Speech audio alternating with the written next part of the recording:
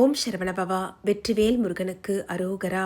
நாவில் சரஸ்வதி நற்றுணையாக காக்க காக்க கனகவேல் காக்க. முருகப்பெருமானின் திருவருள் எப்போதும் அவருடைய பக்தர்களாகிய நம்மை உடனிருந்து காக்கும் என்பதில் சிறிதளவும் ஐயம் வேண்டாம். நம்பிக்கையோட முருகப்பெருமான முருகா என்று வணங்கும் பக்தர்களுக்கு அவருடைய அருள் எப்போதும் பரிபூர்ணமாக கிடைத்து கொண்டே இருக்கும். இந்த பதிவில் நாம் முருகப்பெருமானுக்கு உகந்த விரதமான தைப்பூசத்தை பற்றி தான் பார்க்க போகிறோம். இந்த வருடம் 2026 தைப்பூசம் வரக்கூடிய பிப்ரவரி மாதம் 1ஆம் தேதி அன்னைக்கு அமைந்திருக்கிறது. இதற்கு நாம் கடுமையான விரதம் இருக்கணுங்கிறதெல்லாம் இல்லைங்க.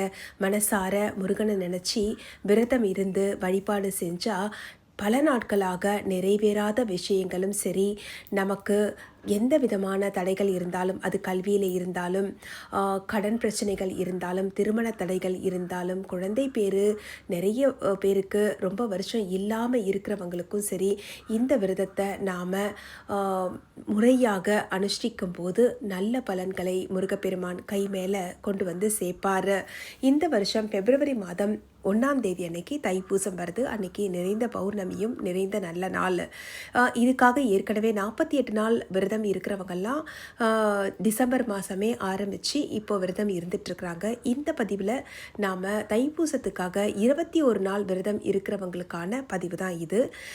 இது பார்த்திங்கன்னா நாளைக்கு ஜனவரி மாதம் 11ஆம் தேதி தொடங்கி பிப்ரவரி 1ஆம் தேதி வரைக்குமான 21 நாட்களுக்கு முருகப்பெருமானை மனதார நினைத்து 21 நாள் விரதம் இருக்கிறவங்க இருக்க தொடங்கலாம். இந்த நாளில் ஆரம்பித்து 21 நாளும் முருகப்பெருமானை மனதார நினைத்து உங்களுடைய கோரிக்கை என்னவா இருந்தாலும் சரிங்க, அது திருமண தடையாக இருந்தாலும், குழந்தை பேருக்காக இருந்தாலும், கல்விக்காக இருந்தாலும், இல்லைங்க எனக்கு ரொம்ப நாளாக நாள்பட்ட உடம்புல நோய் இருக்குது அது நீங்கணும் அப்படின்னாலும், வீடு அமையணும்னு இருந்தாலும், கடன் தீரணும், எந்த கோரிக்கையோ அதை முருகன் முன்னால் மனசார நினச்சி சங்கல்பம் பண்ணி விரதம் இருக்க தொடங்குங்க. நிச்சயமாக முருகன் அருளோட உங்களுடைய பிரார்த்தனைகள் அனைத்தும் நிறைவேறும் என்பது சர்வ நிச்சயம். இந்த 21 நாளும் முருகப்பெருமான நீங்கள் வீட்டில் எளிய முறையில் வழிபாடு செய்யலாம். இதில் முக்கியமானது பக்தி மட்டும்தான். உங்களால் என்ன முடியுதோ அதை செஞ்சு நீங்கள் வழிபாடு செய்யுங்க. தினமும் நெய்வேத்தியத்துக்குன்னு சொல்லி நீங்கள் எந்த விதமான சிரமமும் எடுத்துக்க வேண்டாம். உங்களுக்கு எது சுலபமாக செய்ய முடியுமோ அதை செய்யலாம். வெறும் பழம், பால், கல்கண்டு இவைகளில் ஏதேனும் ஒன்றை கொண்டு நெய்வேத்தியம் செய்து முருகப்பெருமானை வழிபாடு செய்யலாம். இதில் பக்தியாக நம்ம செய்கிறது மட்டும்தாங்க முருகனால் ஏற்றுக்கொள்ளப்படும். இதில் ஆடம்பரமாக நம்ம செய்கிறதுக்கு எதுவுமே கிடையாது. இந்த நாட்களில் நீங்கள் மனசை ஒருநிலைப்படுத்தி முருகப்பெருமானை மனதார வழிபாடு செய்யுங்கள்.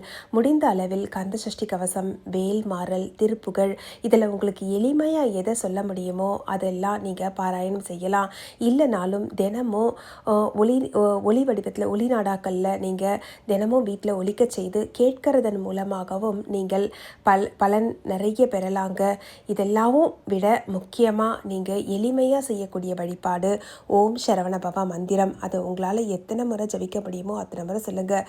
குறைஞ்சபட்சம் 6 முறையில் இருந்து ஒரு நாளுக்கு 108 முறை, ஒரு 2 நிமிஷம் இருந்தால் போரும் ஓம் சரவணபவா மந்திரத்தை 108 முறை உங்களால் சொல்ல முடியும். இப்படி நாம் எந்த அளவுக்கு முருகனை அந்த நாள் முழுசுக்கும் நாம் நினச்சி வழிபாடு பண்ணுறோமோ அதுதாங்க முக்கியம். மற்றபடி இதில் வேறு எந்த விதமான ஆடம்பரத்துக்கும் இடம் கிடையாது. முடிந்த அளவில் வீட்டில் பூஜை பண்ணுங்க. முடிந்தால் செவ்வாய்க்கிழமை வெள்ளிக்கிழமையில் முருகப்பெருமானை போய் தரிசனம் பண்ணுங்கள். உங்களுடைய கோரிக்கை என்னவோ அதை நியாயமான கோரிக்கையை முருகன்கிட்ட அவர் பாதத்தில் வச்சுட்டு எனக்கு இதை நிறைவேற்றி கொடுங்க முருகான்னு சொல்லி வழிபாடு செய்யுங்க. நிச்சயமாக கந்தன் அருள் உங்களுக்கு பரிபூர்ணமாக கிடைக்கும். கந்தனின் கருணை, அவருடைய கடைக்கன் பார்வை நம்ம மேலே பட்டாலே போதுங்க, நம்மளுடைய பல ஜென்ம பாவங்கள் அனைத்தும் தீரும். அனைவருக்கும் இனிய தைப்பூச நன்னாள் திருநாள் வாழ்த்துக்கள். எல்லாரும் விரதம் இருங்க. முடிந்த அளவுக்கு நேர்மையாக உண்மையாக இருங்க. முருகப்பெருமானின் அருள் பரிபூர்ணமாக கிடைக்கும். உங்களுடைய அனைத்து கோரிக்கைகளும் நிறைவேற வாழ்த்துக்கள். உங்கள் அனைவருக்காக நானும் இந்த விரதத்தை இருந்து உங்களுக்காகவும் வேண்டிக்கிற. சமஸ்த லோகா சுகினோ பவந்து. ஓம் சரவணபவ.